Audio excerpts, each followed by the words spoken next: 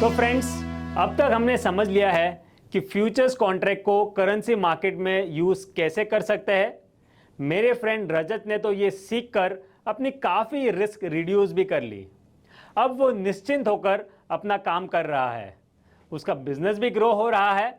अब वो सोच रहा है कि क्योंकि बिजनेस बढ़ ही रहा है तो थोड़ा करेंसी मार्केट की ट्रेडिंग के बारे में भी समझ ले, सो दैट वो थोड़ा रिस्क ले पाए। इसलिए उसने मुझे रिक्वेस्ट किया कि अगर मैं उसको बेसिक थिंग्स बता पाऊँ करेंसी मार्केट में ट्रेड करने के लिए, तो चलिए समझते हैं कुछ इंपॉर्टेंट चीज़ें। अगर आपको करेंसी फ्यूचर्स में ट्रेड करना है एक्सचेंज पर, तो आपके पास सिर्फ 4 स्टैंडर्ड करेंसी पेयर्स है ट्रेड करने के लिए। वो है USD INR, euro INR, GBP INR and JPY INR। एक कॉन्ट्रैक्ट ट्रेड करेंगे इंडियन एक्सचेंज पर तो रुपी हमेशा कोटिंग करेंसी होगा एंड बाकी 4 बेस करेंसी होंगे। एक कॉन्ट्रैक्ट 1000 यूनिट्स का होगा। एक टिक साइज जैसे कि मैंने पहले बताया वो 25 पैसे का होगा। आप 12 मंथ्स के आगे के कॉन्ट्रैक्ट्स तक ट्रेड कर सकते हैं। सिंस एक्सचेंज पर ट्रेड कर रहे हैं तो डेली सेटलमेंट होगा, यानी आपका जो भी प्रॉफिट या लॉस है वो अकाउंट में ऐड या डिडक्ट होगा daily. Settlement date last working date of the month होगा एंड फाइनल सेटलमेंट प्राइस होगा जो RBI सेट करेगा एज रेफरेंस। जब आप कॉन्ट्रैक्ट में एंटर करेंगे तो आपको ये सब चीजें ध्यान में रखनी चाहिए। First, base price. ये वो प्राइस होता है जिससे आप ट्रेड में एंटर करते हैं, यानी if you are buying a euro FX future on the US exchange at 1.20, this means the buyer is agreeing to buy euros at 1.20 US dollar. If they let the contract expire, they are responsible for buying 1,25,000 euros at 1.20 dollars. USD 1.2 is the base price of the contract. Second is settlement price. ये 2 type के होते हैं, final settlement price and daily settlement price. Daily settlement price calculate होता है last half an hour के weighted average price के basis पर and this weighted average across exchanges. Final settlement price RBI publish reference rate पे भी decide होता है। इस प्राइस पे फाइनल सेटलमेंट होगा if the person holds the contract till maturity. Third is tenure of the contract. आप कितने time के लिए कॉन्ट्रैक्ट लेना चाहते हैं ये कॉन्ट्रैक्ट का टेन्योर डिसाइड करता है। करेंसी मार्केट में आप 1 महीने से 12 महीने तक के टेन्योर के कॉन्ट्रैक्ट्स परचेस कर सकते हैं, उससे ज्यादा नहीं। यानी अगर आप एक्सपोर्टर है और आपको पेमेंट 18 महीने बाद मिलने वाली है तो प्राइस सिक्योर करने के लिए आपको 6 मंथ्स रुकना पड़ेगा, क्योंकि फ्यूचर्स कॉन्ट्रैक्ट सिर्फ 12 महीनों तक ही अवेलेबल होता है। आप 1, 2, 3 कितने भी महीनों तक का कॉन्ट्रैक्ट कर सकते हैं up to 12 months. Fourth is expiration. Last day of the contract is called as the expiry date और the expiration date of the contract. All futures contract have a specified date on which they expire. Expiration के पहले traders have a number of options to either close out or extend their open positions without holding the trade to expiration. But traders के पास 2 options होते हैं to hold the contract and go to settlement. Fifth होता है size of the contract. It's the size of the contract and ये define करता है कि minimum size जिसमें आपको trade करना होता है। For example, the current PMEX sugar contract size is 10 tons. This means that trading one contract produces a 10-ton sugar stake. Sixth is initial margin. Trade करने से पहले जो मिनिमम अमाउंट रिक्वायर्ड होता है उसे इनिशियल मार्जिन कहते हैं। It is set as a percentage of the purchase price.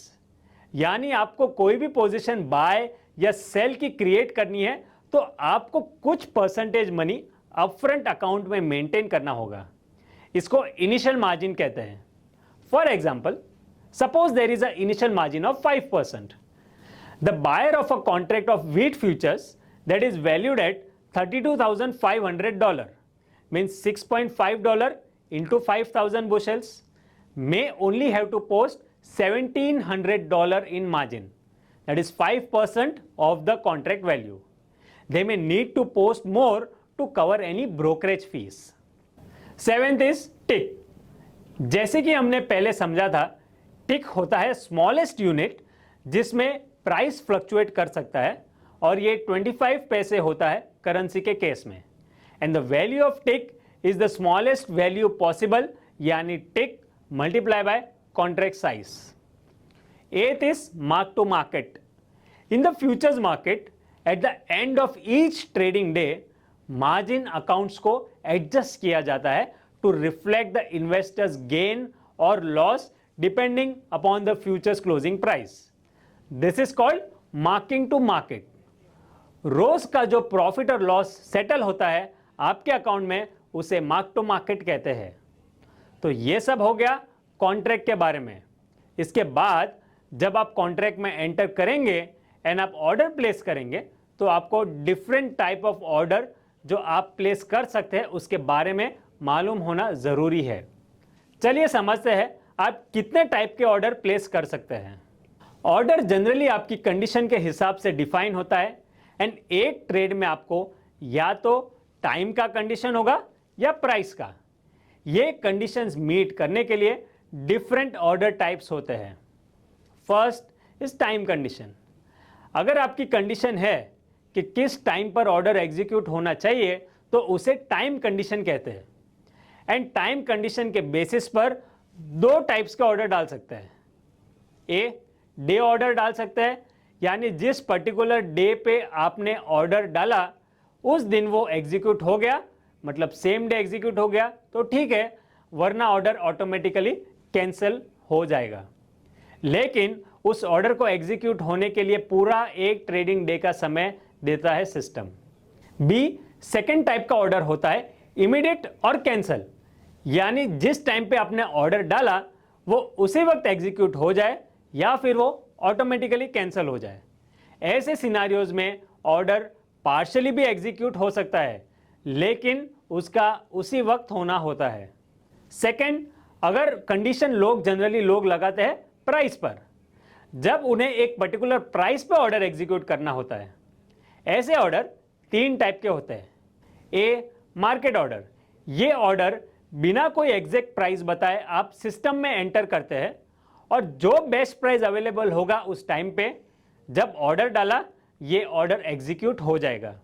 यानी कि मार्केट ऑर्डर हमेशा करंट मार्केट प्राइस पे एग्जीक्यूट होता है. अगर आपने पोजीशन क्रिएट करने को डिसाइड कर लिया और आपको इंस्टेंटली बाय या सेल करना है तो मार्केट ऑर्डर बेस्ट तरीका है करने का. B, limit order.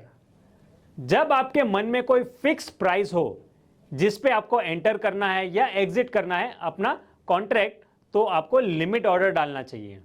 यानी जब तक कि आपके मन का प्राइस नहीं आएगा ऑर्डर एग्जीक्यूट नहीं होगा.